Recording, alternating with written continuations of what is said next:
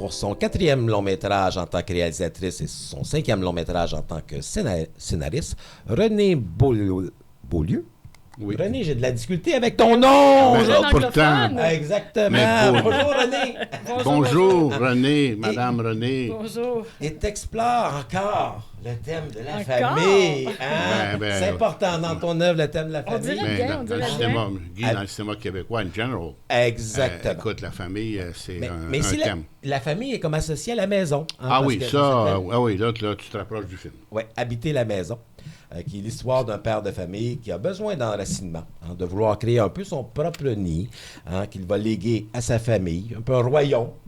Oui, mais le problème, c'est que le royaume commence à basculer lorsque les enfants décident de quitter ce nid, lorsque sa femme décide de quitter ce nid. Le royaume se détruit, c'est une des phrases. Oui, le royaume se détruit. Et là, tu t'intéresses à tous ces moments un peu insaisissables, imprévisibles de la vie. Parce que la maison, bien sûr, présente la famille, présente aussi, je veux dire, quelque chose, presque un patrimoine. Et comment on peut arriver à vouloir en créer un, mais aussi être à la merci de ce qu'on crée. Oui, tout à fait. Très bon résumé. Très bon résumé. Oui, ça met bien la table. C'est-tu ton histoire à toi? La première question. Quand même, c'est pas ma famille à moi, mais, quand même pas mal de trucs. Mais la dédicace au début, c'est à mon père. Oui, c'est ça. Ça trahit quelque chose tout de même, René. Oui, ça trahit quelques trucs. Ça trahit, bon, évidemment... Cet homme, Simon, le père, ressemble beaucoup plus à mon père qu'à mon conjoint, définitivement. Mais j'ai quand même 3 grands-enfants qui sont partis de la maison. Puis l'importance de la maison, au moment d'écrire le scénario, l'importance de la maison est fondamentale chez moi. J'ai vendu la maison familiale. Puis on a décidé de faire construire une autre maison de laquelle aucun enfant ne partirait jamais parce que c'est un chalet, fait que tout le monde peut revenir. On a fait ça dans les Laurentides. Puis quand la dernière est partie de la maison. Fait que j'ai 3 enfants, une fille, un garçon, une fille, qui sont partis de la maison. Voilà. Et un garçon, une fille. Oui, c'est ça. Alors, c'est pas mes enfants, c'est pas moi, c'est pas mon conjoint. Mais les initiales des prénoms des 3 enfants. Tout le monde me le demande. Je sais pas. Faudrait que je creuse ça parce que c'est le côté comique. Tu voulais faire de la comédie. Bon. Non, parce que dans les films antérieurs, que ce soit Les Salopes, Le Garagiste, il y avait toujours quelque chose d'un peu personnel chez toi. Oui. C'est comme tout le monde. Donc, cette démarche-là se poursuit. Mais cette maison, le choix de la maison est important. Parce que vous avez cherché longtemps, parce qu'on ne veut pas tout dire, mais il y a des grandes fenêtres qui ouvrent sur la montagne. La fenêtre en écran 35 Exactement. Elle est très cinématographique. Très. Tout le monde se retrouve devant cette fenêtre, où la lumière peut rentrer, où la lumière peut s'éteindre également. Donc, tu avais en tête déjà un peu une maison où tu cherchais à retrouver, je veux dire, une maison qui te permettait, en temps, avec ton directeur photo, d'arriver à la liberté, je veux dire, de transposer ça en lumière, là, ton film. Oui, ça, je dirais que c'est pas mal la magie, parce que, évidemment, parce qu'on n'a pas, on n'est pas Hollywood, là, on n'avait pas tant de moyens non plus de faire du repérage, puis on avait trouvé une maison, et à 10 jours du tournage, le deal a cassé pour augmentation de prix, je crois, je me rappelle bien. Et là, on se retrouvait un peu le bec à l'eau, et cette maison-là, c'était une maison de quelqu'un qu'on connaissait et qui... j'aurais pas osé demander la maison comme telle, mais je savais que la maison... c'est une maison très, très familiale dans laquelle habitait une famille avec 3 enfants. La maison était très, très habitée. Puis, étant donné un peu à la dernière minute, il y avait cette fenêtre-là qui était absolument phénoménale. Puis, la maison, comme elle était habitée, elle était très bien habillée. Habitée, oui, très... habité et habillé. Alors, ça fonctionnait vraiment très, très bien. Puis on a eu vraiment l'opportunité de pouvoir tourner là. L'idée des Laurentides, c'était comme Le producteur qui vient des Laurentides. Moi, la maison que j'ai fait construire aussi est dans les Laurentides. Puis l'isolement aussi de la maison qui permettait, dans la nature, il y avait quelque chose de brut qui est dans tous mes films aussi, c'est cette espèce de rapport brut à la vie, là, à l'existence. À la nature avec un grand oui, N, hein? C'est ça. Alors, puis là, la nature était magnifique, puis la maison était isolée, fait que ça permettait de concentrer tout sur la famille. Puis les Laurentides, bon, c'est ça. C'est mon pays, mais on comprend que on veut retenir les enfants à la maison. Je l'ai fait, moi aussi. Mais ils partent. Hein? Ah, ça, définitivement. On le fait, ils vont le faire. Donc... mais ça arrive peut-être toujours un peu trop tôt, mais on pense qu'on est prêt, puis forcément, ça fait une fracture, là. Ça fait une fracture chez la mère, chez le père, chez le couple, une fracture chez les enfants aussi. Fait que c'était un peu l'anatomie de ces fractures-là. Ils sont tous à des moments charnières. La grand-mère aussi est à un moment charnière. Les parents sont à un moment charnière. Les enfants sont à un moment charnière. Et bien sûr, mentionner que France Castel est un morceau de cinéma aussi. Hein? Ah oui. C'est excellent. Tu as une chance unique, il faut que j'arrête. Le cinéma, ça se bâtit aussi avec un casting et des comédiens.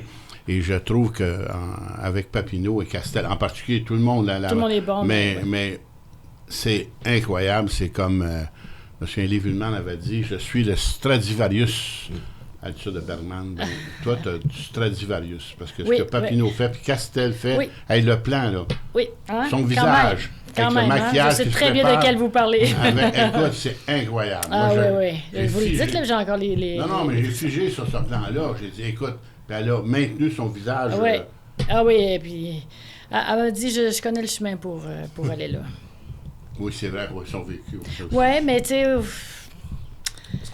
Au centre du film, ça reste que c'est Simon, ce père, avec François. Mais pour moi, c'était un film choral, hein, au départ. Il y a un film choral, mais tout tourne autour de lui. Oui, parce que, essentiellement, je veux dire, on parle ici de France Castel qui joue sa mère, où là, on s'aperçoit que finalement, sa vie est peut-être une réaction, finalement, à ce qu'il a vécu avec sa mère.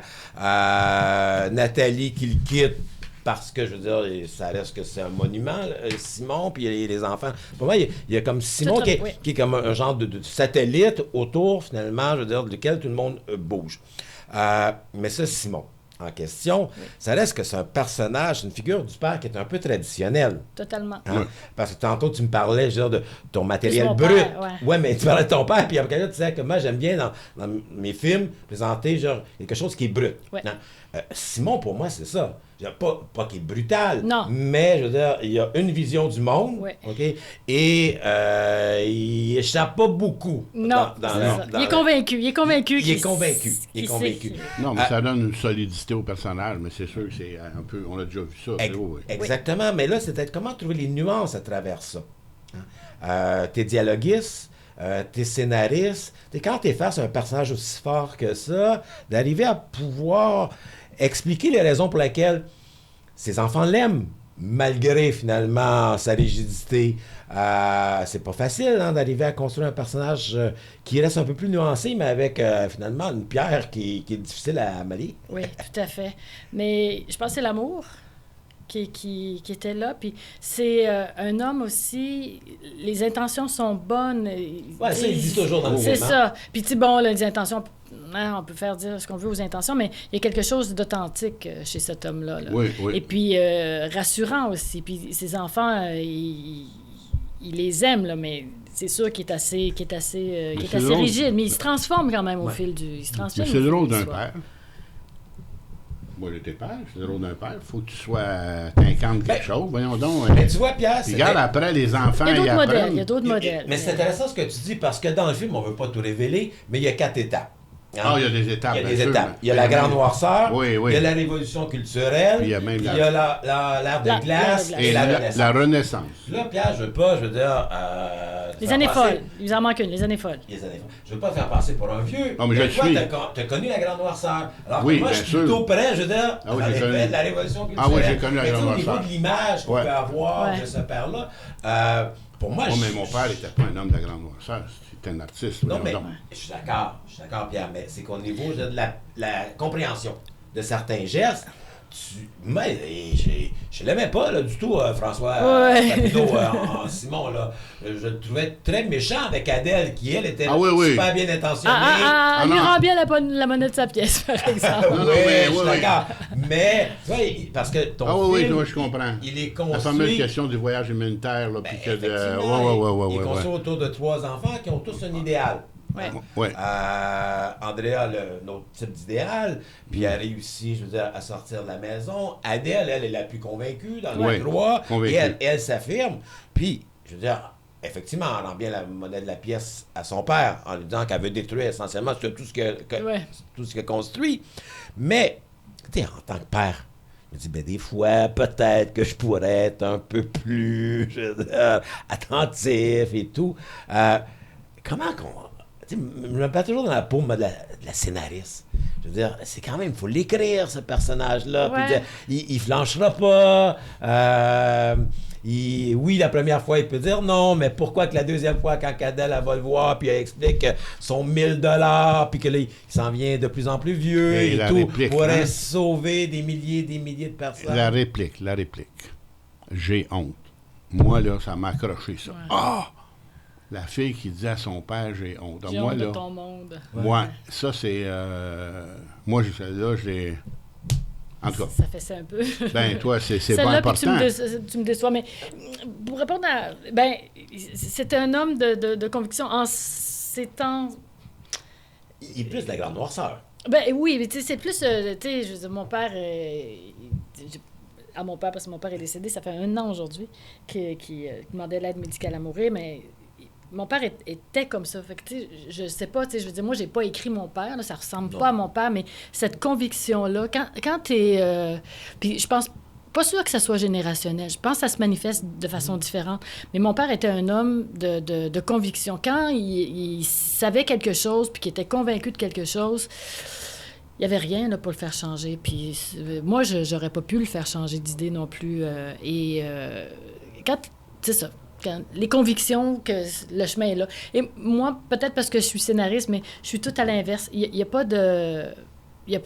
Tout est... il n'y a rien de fermé, moi. Tout est comme... Il n'y a pas de conviction. Non, parce que les personnages sont souvent nuancés. Non, mais il était émotif. Le père, tu as des scènes...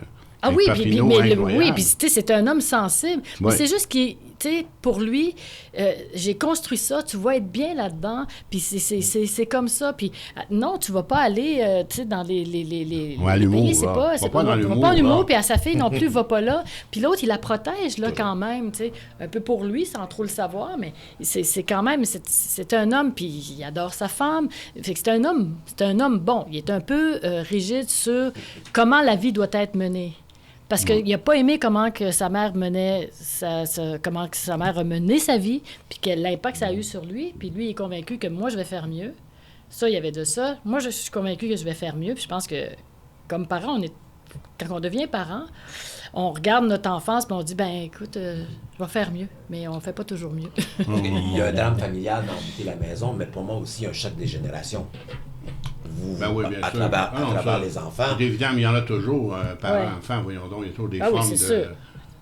Moi, j'aimerais te parler aussi de Grand Angulaire, parce que ça m'a frappé comment cette maison-là, d'une part, est super belle. En soi, c'est un personnage beau. Oui. Mais la façon de le filmer, et souvent, moi, j'ai imaginé, là, le wide angle, tu fais de telle sorte que ça prend encore plus d'espace. C'est comme si... Tu la rendais encore plus habitable. Ben, bon, j'avais un directeur photo de très grande expérience, là, ou Serge Desrosiers, puis on avait quand même beaucoup de matériel. Et puis, la maison était très grande aussi. Mais quand même, ça donne plusieurs beaux plans. Avec l'effet de... Parce que les autres, il faut qu'ils habitent tout ça. Puis là, mais c'est un univers grand. Oui. Et physiquement, mais psychologiquement. Oui, puis vous évitez à certains moments la facilité du champ contre champ, où vous placez vos personnages devant la caméra avec finalement ce grand angulaire qui nous parle directement et qui nous interpelle là, dans leur monde à eux. Là. Oui, le chant contre chant, j'ai comme un peu, je sais pas, dès le garagiste, c'était déjà là. Il n'y a pas de chant contre chant classique. Plus classiques. Oui, mais de le repenser. De le repenser. Tu sais, il y a bien des sciences qui le manipulent, les Hitchcock, de façon fort différente. Ça peut être fait de façon... il est inévitable. Il est inévitable, mais tu sais, le chant contre chant classique, toi, moi, toi, moi, toi, moi. Ouais, toi, moi, toi, moi. Il y a le plan aussi que j'aime beaucoup avec la petite maison, parce qu'il y a, il faut dire, il y a comme une maison, une petite maison. Et là, il y a un plan à travers. Oui. C'est Adèle? C'est Andrea qui est là. J'ai trouvé que ça aussi, ça en disait beaucoup. Ce plan-là parlait beaucoup. La maison qu'il a en serre, là, un peu, là, qui... cette petite maison-là, c'est quoi? Elle était là? Vous l'avez fait? Vous l'avez... c'est le directeur artistique, non. Ouais. Non, c'est quelque chose qui a été... Et toi, tu avais ça dans la tête, qu'il y a cette mini-maison dans laquelle on peut pas, comme l'ange exterminateur, on peut pas sortir. On peut pas sortir, oui. On est enfermé là-dedans, on ne sait pas pourquoi, puis à un moment donné, on sort, puis on ne sait pas pourquoi non plus. Voilà. C'est ça que les personnages emmurés, t'aimes bien, hein? Oui, on dirait qu'il y a quelque chose... beaucoup de questions de liberté, souvent, beaucoup de questions de liberté, puis effectivement, ils sont assez emmurés, puis dans ce film-là, encore plus, parce que encore plus. C'est presque un huis clos, mais... Oui, pour elle, c'est un huis clos. Tu parlais de la maison, on t'a parlé de, bien sûr, ses choix d'angle de prise de vue, mais pour moi aussi, il y a la lumière. Qui est importante, parce que selon, je veux dire, les stades vécus par ces membres de la famille, la lumière n'est pas toujours la même dans la maison. Non. Parfois plus lumineuse, il y a des moments où elle est beaucoup plus sombre.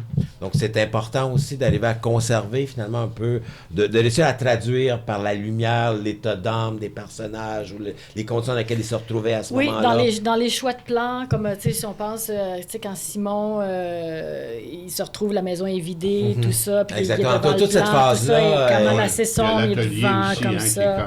Puis là, c'est plus lumineux quand les deux femmes se retrouvent, la mère et fille, la fin, tout ça.